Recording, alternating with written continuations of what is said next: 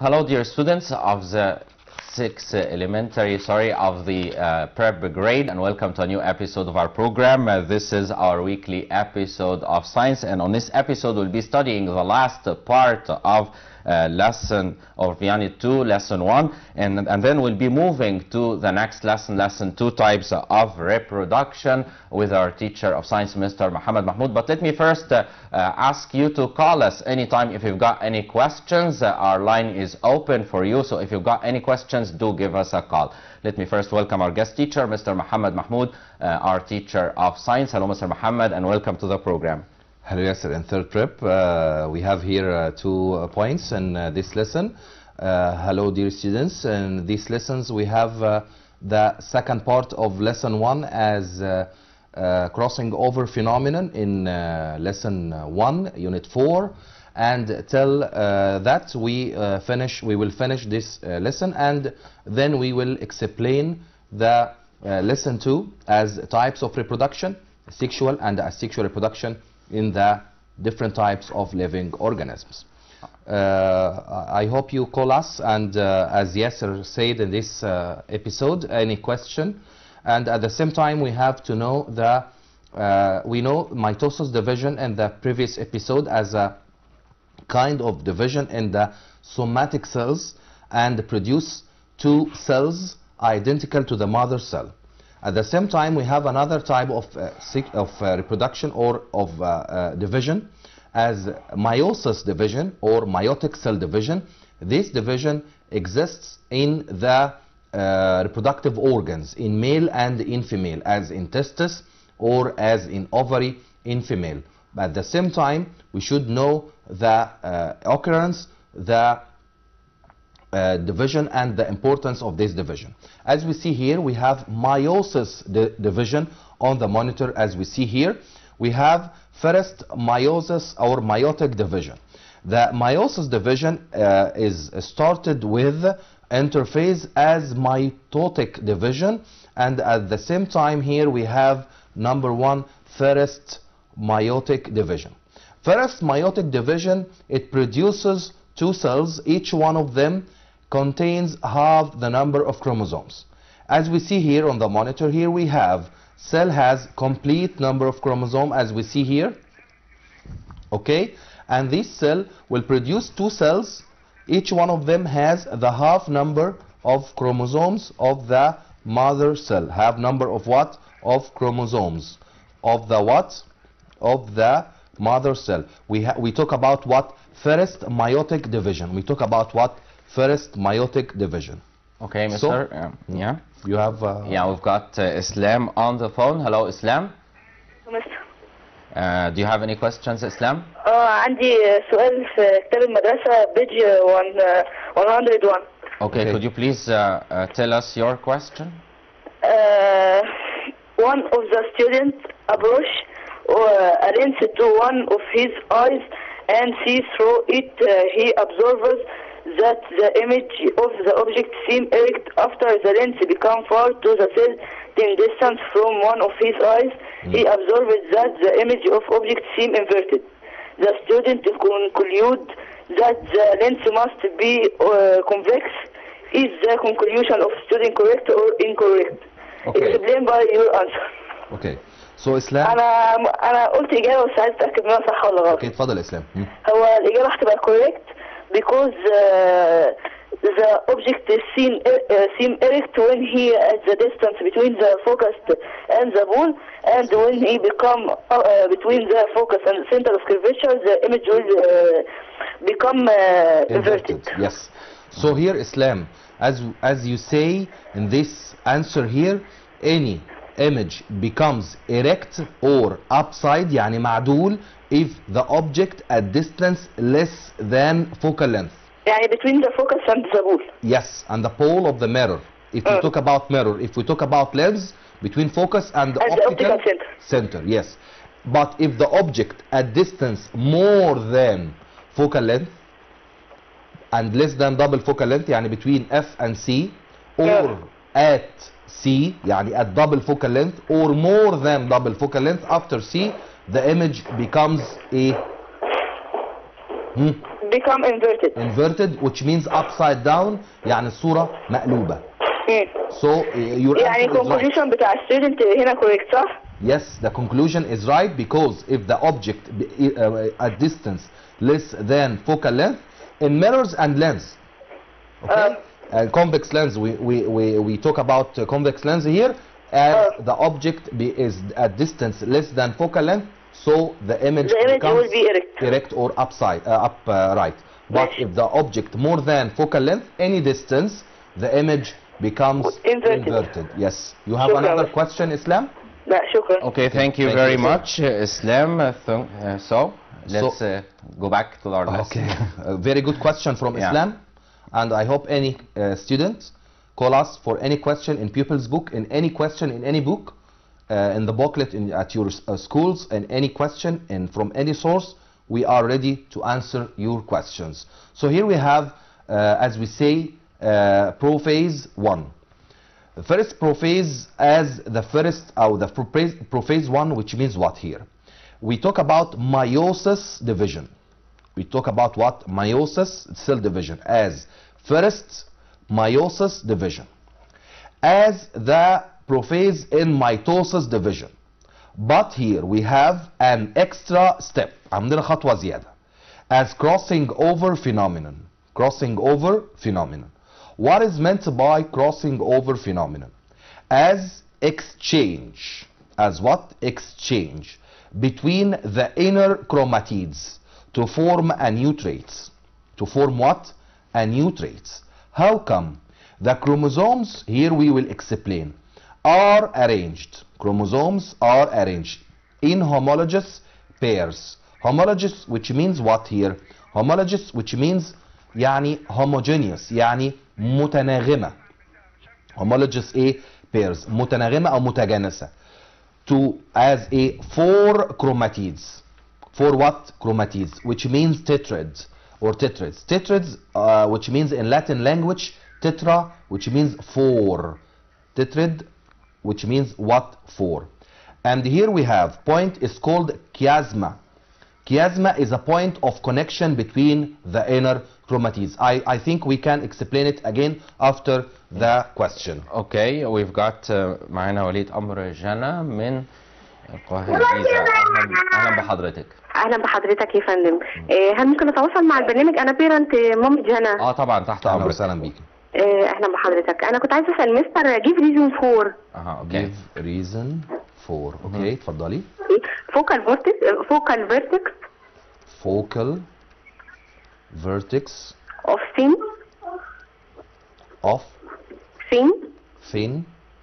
convex lens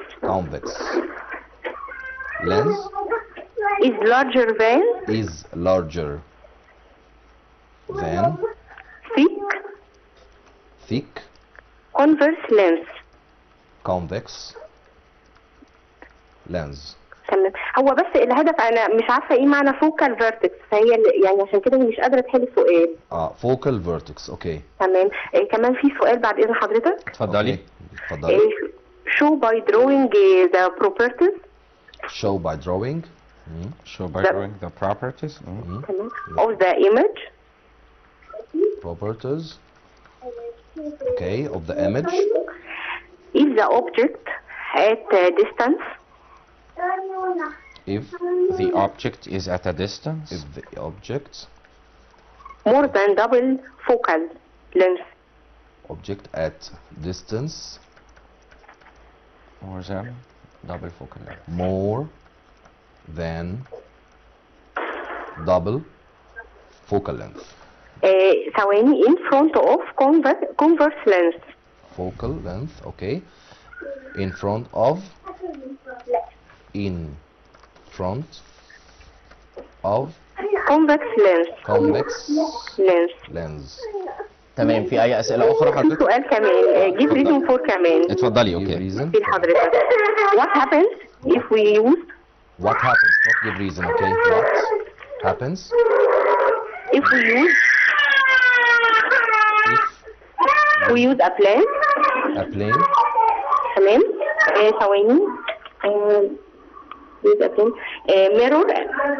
Install instead ايوه of of convex mirror convex mirror in cars.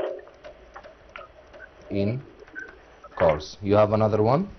لا تمام كده، ميرسي جدا. اوكي، ميرسي يا فندم. شكرا لحضرتك وبالتوفيق ميرسي ليكم إن شاء الله. جدا. ميرسي جدا. ميرسي جدا يا فندم. مع We have here three questions. Yeah. Number one is give reason. Number two is problem. And number three is what happens if. Number one is the focal vertex of thin convex lens is larger than or bigger than thick or convex lens. Here, what is meant by convex focal vertex? Focal vertex here, which means focal length, because she asked about the meaning of focal vertex. هي مش عارفة معنى كلمة focal vertex. Focal vertex as focal length. So how can we answer this question? As the answer from the question. هكتب السؤال تاني, but we will remove focal vertex, all focal length, and we put what? Radius. We put what? Radius. يعني هشيلها because we know focal length equal half radius. Have what? Have radius. So here the answer is because radius of, وكمل السؤال هو thin convex lens is larger than thick convex lens. طبعا خلي بالكم هنا some students maybe talk about how come thin is larger than thick, because we talk about what? Radius. يبقى we talk about radius وكمل السؤال as we complete the question as convex lens is larger than what? Radius of thick convex lens. Question number two. Question number two. Show the properties of the image if the object at distance more than double focal length in front of convex lens. As we studied before. بستخدم هنا as we have here as the ruler to draw the 3 points here, and we have, as we see here, by ruler, and we use what here? 4 equal distances. Okay, 4 equal distances by ruler. Okay, and the object at distance more than double focal length. Here we have optical center, here we have focus, and equal distances. Here ما ننساش الكلام ان الديستانس قد بعضها بالظبط. Okay, the object at distance more than double focal length in front of convex lens.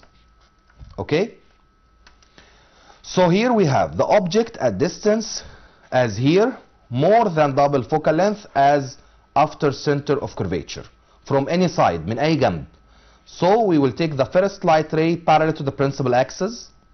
If the light ray parallel to the principal axis refract through focus, okay, and if the number 2 light ray passes through focus, it refracts, okay, parallel to the principal axis like that. So here we have the image in this position or in this place like that. The image here. So how come we explain the properties of the image as here? Number 1, inverted. Number 2, real. Number 3, what? Diminished, يعني مصغر. And number 4, what? Between focus and center of curvature.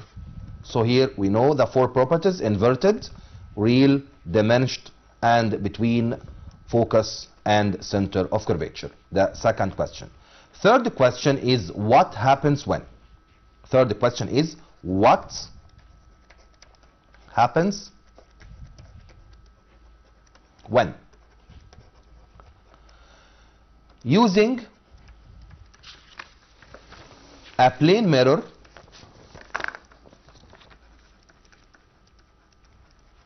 instead of, يعني بديلا لي, the convex mirror in the cars. لو استخدمت البلين mirror here, plane mirror instead of convex mirror, we know the two sides car mirror or mirrors are what? Are convex. طب افرض واحد قال لي ايه اللي يحصل لو انا استخدمت البلين mirror اللي هي العاديه اللي عندي في البيت instead of convex mirror. اقول له here the image is equal to the object. We know the plane mirror form equal in size images, so the image is equal to the object in size, so the driver السواق بقى ساعتها can't see all behinds او all behind كل الحاجه اللي وراه مش هيعرف يشوفها كويس لان هو form what? Form equal of images to the objects. Okay, I hope she can understand completely the three questions with their answers. Here we have, to complete the points, here we have crossing over phenomenon, as we explain it again as the crossing over phenomenon here, the exchange between inner chromatids. How come exchange between inner chromatids? If we have here chromatid or chromosome like that, and we have here what? Centromere, and we have another chromosome like that. The chromosomes, any one of them has chromatid. So here we have 4 chromatids. We have what? 4 chromatids, and they are 4, which means what? Tetrad. يعني رباعيات زي ما بيسموها. Tetrad. Then we have exchange between inner chromatids, as we see here. Inner chromatids. So the outer chromatids has what? Are stay as it is. الأوتر كروماتيد هيفضلوا زي ما هم. يبقى حصل exchange between inner chromatids to form a new traits. بصوا كل واحد فيهم take apart from the other one. Take apart from the other what? The other one. We talk about what? We talk about the inner chromatids, not outer chromatids. We talk about what again? Inner chromatids, not outer chromatids. As you see here, يبقى حصل exchange between inner chromatids to form a new trait. As we see here, the point of intersection here, انا هعملها بالcolor تاني اهو، color تاني او نعملها بالhighlighter. The point here and the point here is point of connection between the inner chromatids. This point is called what? Here is called chiasma. Chiasma, which means what? Point of intersection or connection between the inner chromatids. Inner what? Chromatids. So here we should differentiate between chiasma and between centromere.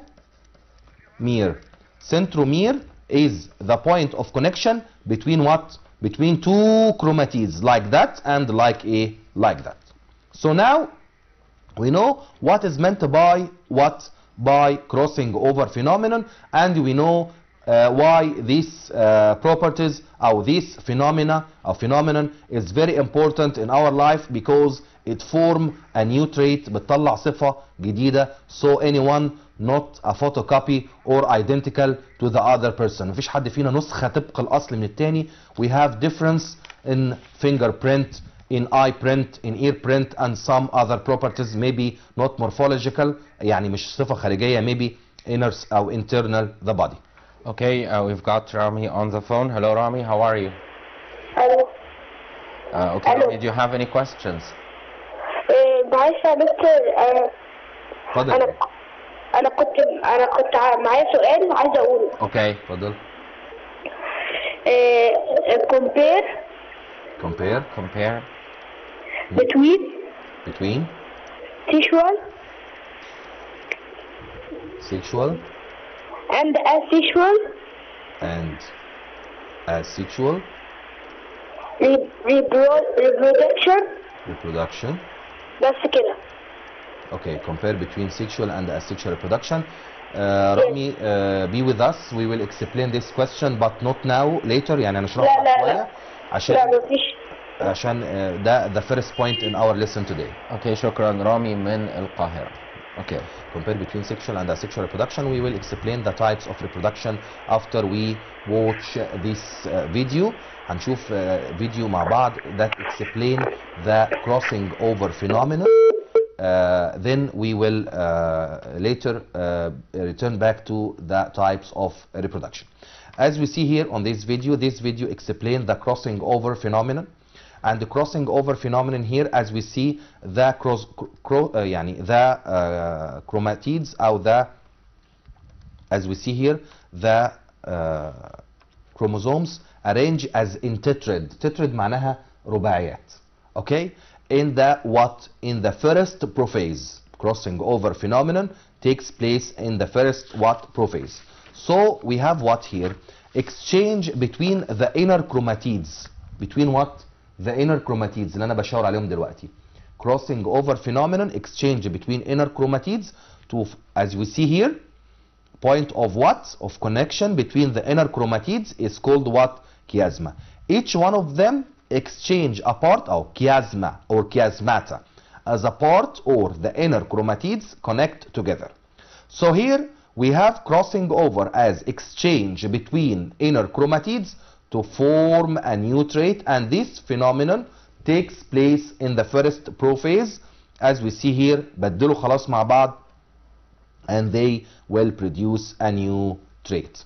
Okay, so dear students, now we know how can we differentiate between mitosis and the meiosis division. Mitosis division produce two cells identical to the mother cell, and the meiosis cell division produces 4 cells. Each one of them has the half number of chromosomes of the mother cell. And we know meiosis division or meiotic cell division takes place in what? In the reproductive organs to produce the gametes. And we know gametes as a sperm, as ovum, or as pollen grains in plants. They have the half number of chromosomes of the mother cell.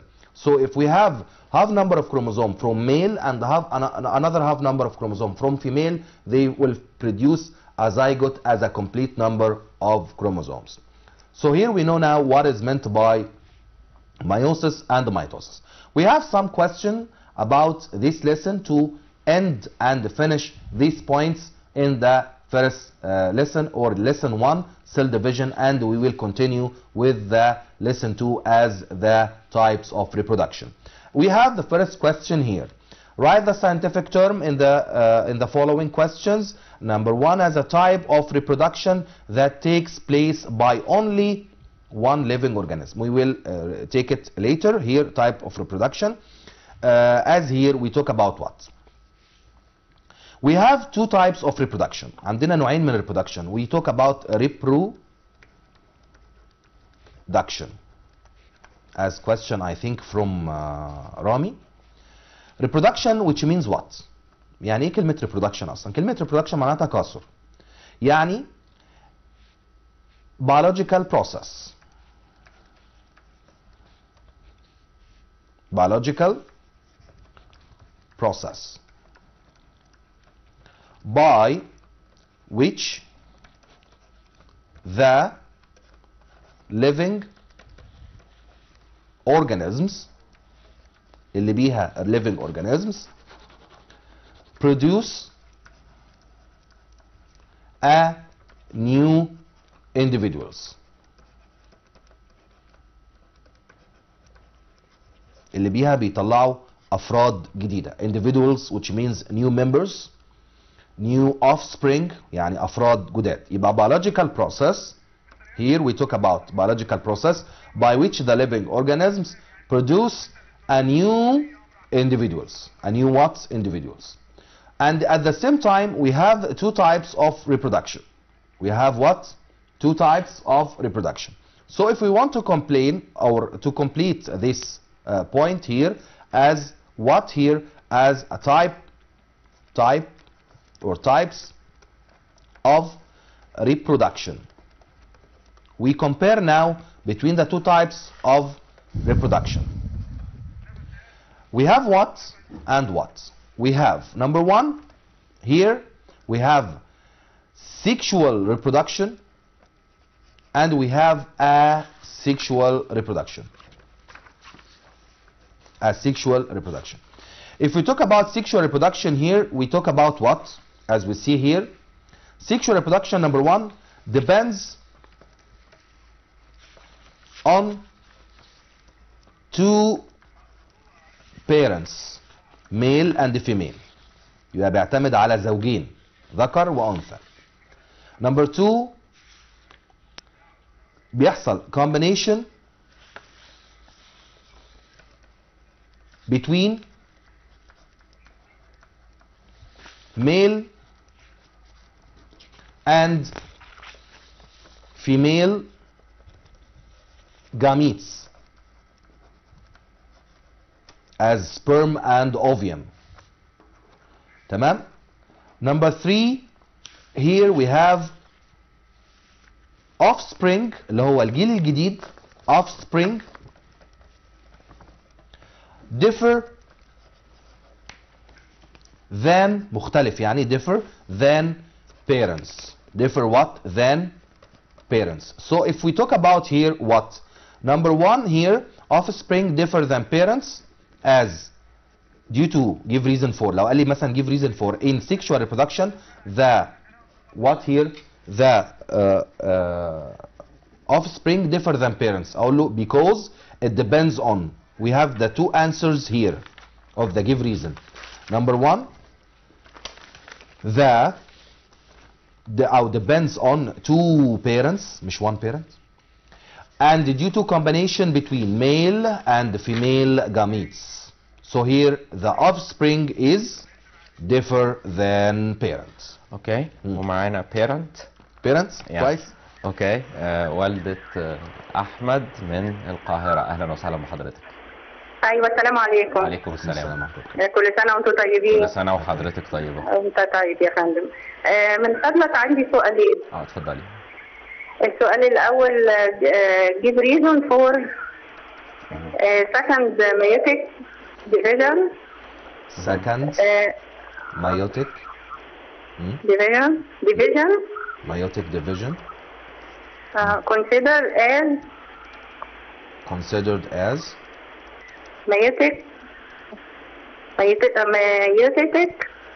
division. Yes, mitotic division. Okay. في سؤال تاني من فضلك. اتفضلي. when the body move. Number two. Give reason or what? give reason. Okay. اتفضلي. when the body move. When the body moves with uniform.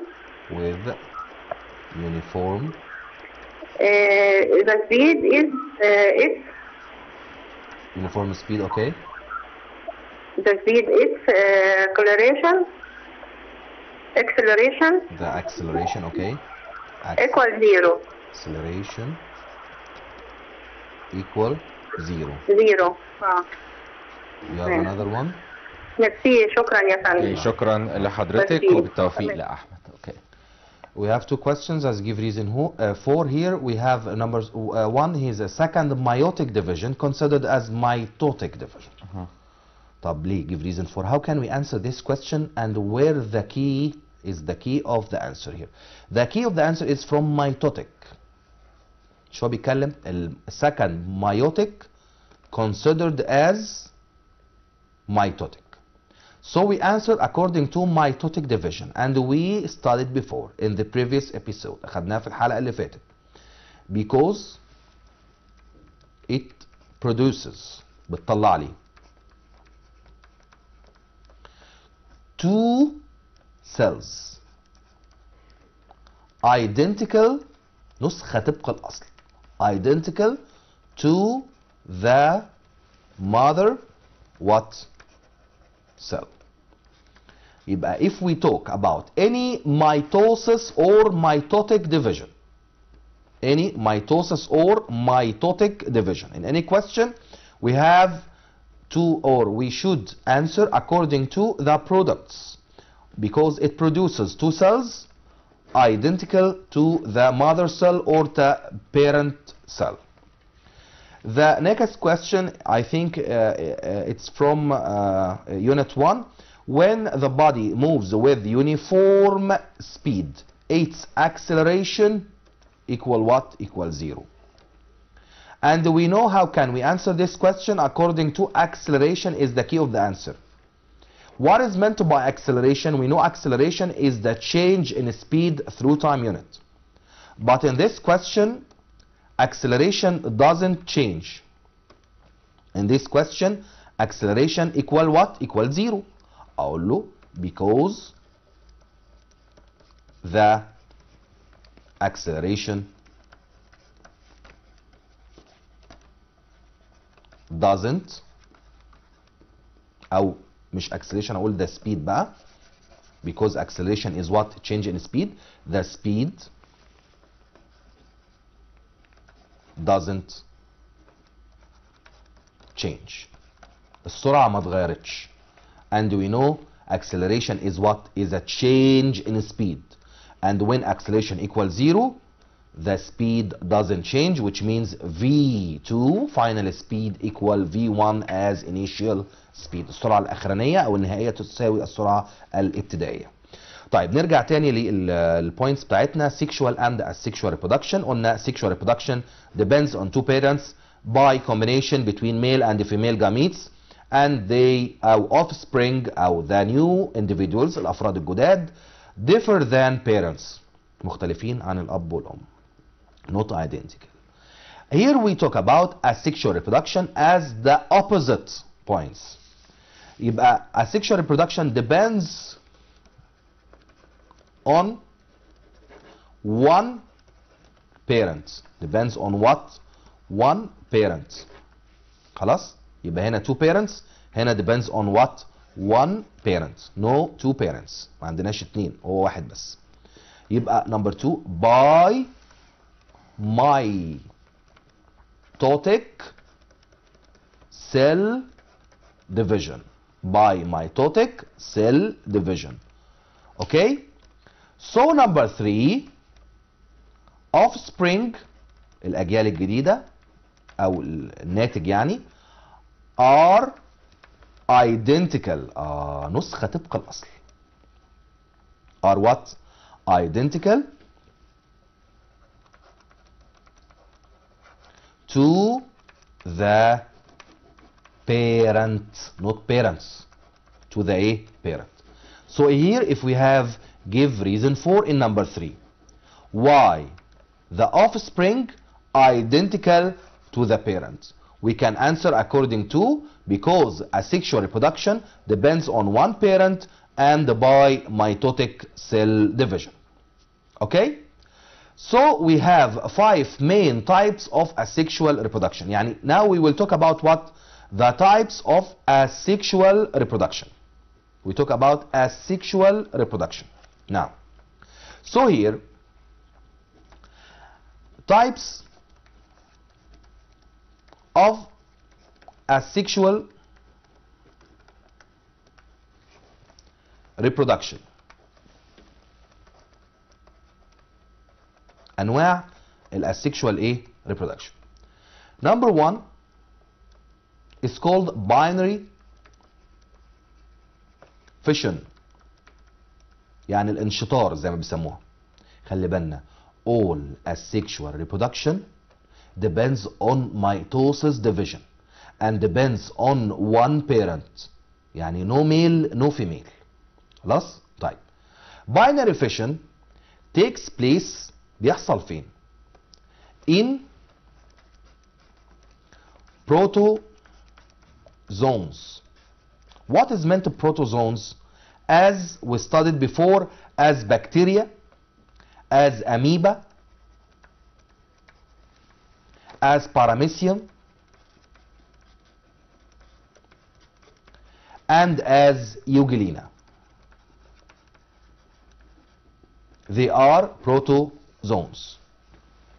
Okay? طيب. Number one, how can we explain this division? Binary fission. هقول له أول حاجة أهي أميبا، أرسمها كده with nucleus. Then the first point here, nucleus duplicates. Nucleus what? Duplicates. And the figure أو the shape becomes like that. The nucleus duplicate أهي nucleus تضاعفت أهي كبرت nucleus. Then the next step is body splits، يعني هينقسم أو يعني يتقطع، and nucleus. And what? And the nucleus. So here we have what? Two individuals. Two what? Individuals. Each one of them is what? Identical to the parent. خلي بالنا بس من حاجة هنا، إن البيرنت disappear. هو فين البيرنت؟ البيرنت انقسم. البيرنت إيه؟ disappear. Okay? In first type as binary fission. Okay. All right, we've got Rodina on the phone. Hello Rodina من إسماعيلية. أهلا بك يا رودينا. ممكن أسأل مستر محمد سؤال؟ اتفضلي. الأول كل سنة وأنتم طيبين. كل سنة وحضرتك طيب. ميرسي. السؤال بيقول give reason. Give reason. أيوه. number one, the planets revolve. The planets. Revolve. Yes. Revolve. Around. The sun. The sun. In fixed. Orbit. Orbits. Okay. Number two. Give reason or what? Give reason. Okay. The importance. The what? Importance. The importance. Okay. Of crossing. Crossing over. Of crossing. Crossing. Yes. Crossing. Over. Yes. Phenomenon. Okay. معلش يا مستر، انا كل ما يعني مش عارفه ده اجاوبه بالتعريف ولا بايه، مش عارفه. اللي هو number 2. Crossing over phenomenon. Yes. هنا crossing over phenomenon as we answer this question according to the definition. بجاوبه بالدefinition. اللي هو exchange between inner chromatids to form a new trait. يعني طيب number 2. تابعينا يا رودينا. Okay. I hope. طب نشوف سؤالها الأول. اللي هو number 2. اللي هو يعني بتقولي اللي هو number 2 بتقولي the importance of crossing over phenomenon. How can I answer this question? هي تجيب التعريف الديفينيشن، تجاوب بالديفينيشن. هنا جاوبه بالديفينيشن. يعني what is meant by crossing over phenomenon أصلا؟ crossing over phenomenon which means what؟ احنا خدناها لسه من شوية. crossing over exchange between inner chromatids to form a new trait. عشان يطلع لي صفة جديدة. يبقى the importance بتاعته ايه؟ يبقى لو ما حصلش crossing over phenomenon all human as a human being as animals be identical to each other. كلنا كنا هنبقى نسخة طبق الأصل من بعض. But how come we have differ or we have a new traits صفات جديدة بتظهر due to crossing over phenomenon. So here Rodina we will use the explain we explain the answer here in this question by using the definition. Okay? We have question number 1. Planets revolve around the sun in fixed orbit. How can we answer this question? اقول له اهو الانسر بتاعتي. Planets يعني الكواكب revolve around the sun in fixed orbit بتدور في مدارات ثابته due to centrifugal او يعني centripetal force of the sun. بسبب قوة الشد. واحد يقول لي centripetal force which means central gravitational force of the sun. Or maybe we can answer by gravitational force of the sun. We have 3 answers here. Due to centripetal force of the sun يعني قوة الشد بتاعت الشمس. And number 2 أو ممكن أقولها due to central gravitational force of the sun or gravitational force of the sun. Number 2 crossing over phenomenon we answer according to the definition. يبقى X change between inner chromatids to form a new trait. A new what? Trait أو traits عشان يطلع لي صفات جديدة. Okay. Now we have to know number one as a binary fission, and we know binary fission in this type of asexual reproduction, the parent disappear, اختفى لأنه change into two individuals as we see here, one and another one, and the two individuals are identical to the parent because it depends on one parent and mitosis cell division. Okay, the second type is called what? The second type of asexual reproduction here, number two is called what? اهو بنكتبهم مع بعض هنا. Number two is called budding. It's called what? Budding. This budding is a type of asexual reproduction, takes place in what? In unicellular organism or in multicellular organism. كلمة unicellular organism which means microorganisms يعني can't be seen by your naked eyes بنشوفها بالميكروسكوب. إنما multicellular organism we can see them by our naked eyes باينين قدامنا. Multicellular يعني many cells. Unicellular like what? Like yeast fungus. Yeast fungus. We know yeast fungus اللي هو الخميرة. Yeast fungus. Yeast fungus and the multicellular like hydra as aquatic living organism. الهيدرا دي كائن بحري type of animals but this animal reproduce asexually. Or sponge اللي هو الاسفنج طبعا برضو aquatic living organism كائن مائي يعني. So how can we explain the budding? As in yeast fungus here we have cell and any cell contains what? Here nucleus. Number one اللي هيحصل اقول له here we have formation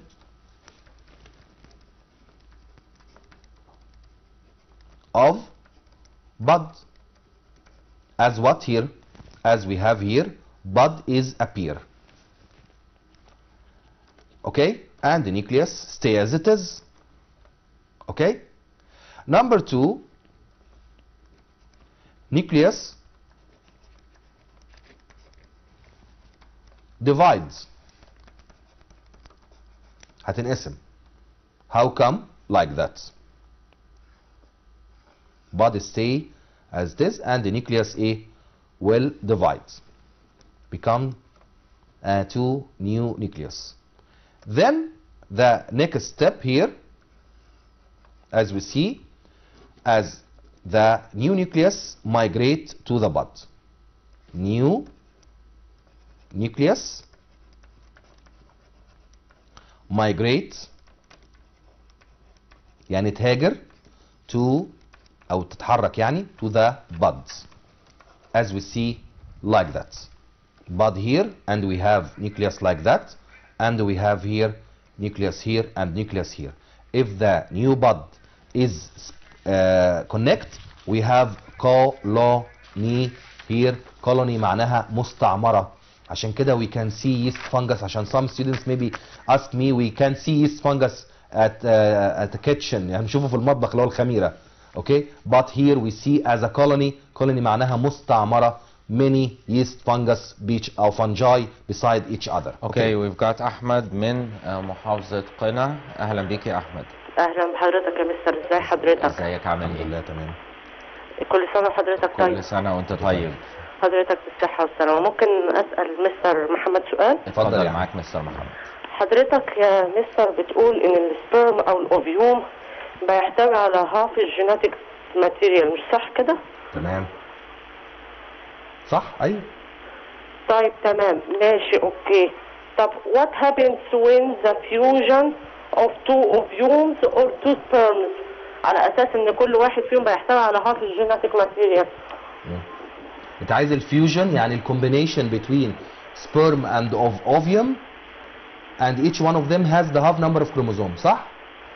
لا حضرتك بتقول سامعك كمل. ايوه الاوفيوم هاف النمبر اوف كروموزوم والسبيرم برضه هاف النمبر اوف كروموزوم of the parent. ليه ما نقولش ان 2 من الاوفيوم او 2 من السبيرم contains the complete number of the chromosomes او the complete number of the genetic material. حلو قوي. طب احمد دلوقتي احنا عندنا هنا هوت، انت كلامك مظبوط، بس احنا يا احمد دلوقتي as individuals of human كبني ادمين احنا جايين منين؟ من sexual reproduction صح؟ ايوه. طيب السكشوال ريبرودكشن ده بيبقى هاف نمبر اوف كروموزوم من الميل يعني من الذكر، وهاف نمبر اوف كروموزوم فروم ايه؟ فيميل. هل ينفع هيومن او بني ادم يتكون باي تو جاميتس؟ وانت عارف يعني ايه جاميتس؟ يعني سبرم. ايوه اللي هي الامشاج. امشاج زي ما بيسموها بالعربي.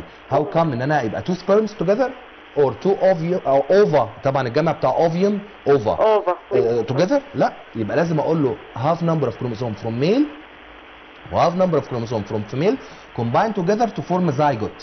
Zygote has complete number or half number? لا الزيجوت الكومبليت نمبر اللي هو السيم نمبر اوف سوماتيك سيل. اللي هو السوماتيك سيل. برافو عليك. يبقى ما ينفعش اقول تو اوفا توجذر او تو سبرم ايه توجذر، لازم اوفا او اوفيوم with the sperm. اوكي؟ اوكي كان عندي question تانية يا مستر. اتفضل يعني. Explain by drawing. Explain by drawing. اوكي. The mitotic division in the اللي هو الميتوتيك division mitotic cell division. الفيرست والسكند. الميتوتيك سوري الميتوتيك هو عايز الميتوتيك كله. الميتوتيك ما فيهوش فيرست وسكند. سوري ده الميوتيك انا قصدي بس على الميوتيك. اوكي. الميتوتيك. اوكي عايز دروينج بتاعه. اوكي you have another question? No thank you. شكرا ليك احمد من قنا، بشكرك وبالتوفيق ان شاء الله. ان شاء الله بامر الله. طب احنا طبعا هنا عندنا we will draw the mitosis division by steps. هوريها له دلوقتي لاحمد بس استنى معانا شويه.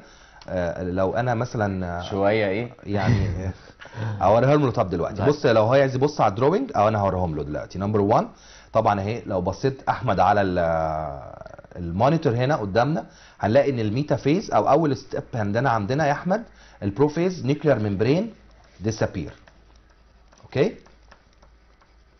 نيوكليولس disappear. اوكي، and the chromatin reticulum condense into chromosomes صح؟ and the centrosome form spindle fibers. اوكي، دي البرو فيز. اوكي، طيب نمبر 2 is ميتافيز. زي ما انت شايف يا احمد برسمها له كده. the chromosomes arrange in the cell equator في خط الاستواء بتاع السيل. اوكي، نمبر 3 انافيز the spindle fibers shrink. اهو بص shrink with with chromatids with chromatids او chromatids. اوكي، نمبر 4 اللي هي adverse stage اللي هي تيلوفيز اللي هي ريفرس عكسيه. يعني كل اللي هقوله هنا يا احمد disappear هرجع اقوله appear، واللي قلت appear هرجع اقوله disappear. اوكي، اتمنى احمد يكون can understand completely the these stages in the طبعا mitosis cell division. اوكي، نرجع للموضوع بتاعنا. عندنا طبعا النمبر 2 قلنا اللي هو البادنج، ونمبر 3 عندنا هنا in asexual reproduction as we see on the monitor here. Number 3 is spores. Spores propagation. Okay, spores propagation as in what? Here this spores propagation in bread mold fungus. bread mold ايه؟ fungus اللي هو بيسموه بالعربي عفن الخبز. او نمبر 2 by some types of algae اللي هي الطحالب. تمام، اقول له هنا هوت in spores propagation هقول له as we see here we have bread mold اللي هو زي ما نقول بيبقى شكله عامل كده بالظبط. one of them طبعا ده مايكرو اورجانيزم has spores اللي هي بيسموها small seeds او بيسموها الجراثيم يعني. تمام، وعايز اقول لكم على فكره كمان المشروم اللي احنا بناكله mushroom as a kind of yeast، نوع من انواع الفطريات برضو اليست، and reproduced by spores propagation. اوكي، هنا عندي حاجه اسمها سبور ساكس او ساك، اللي هو كيس اللي جواه السبورز، او اسمه اسمه سبورانجم. اسمه وات؟ طيب اسمح لي هنتوقف قليلا مستر محمد ونرجع لكم مشاهدينا بعد هذا الفاصل، ابقوا معنا.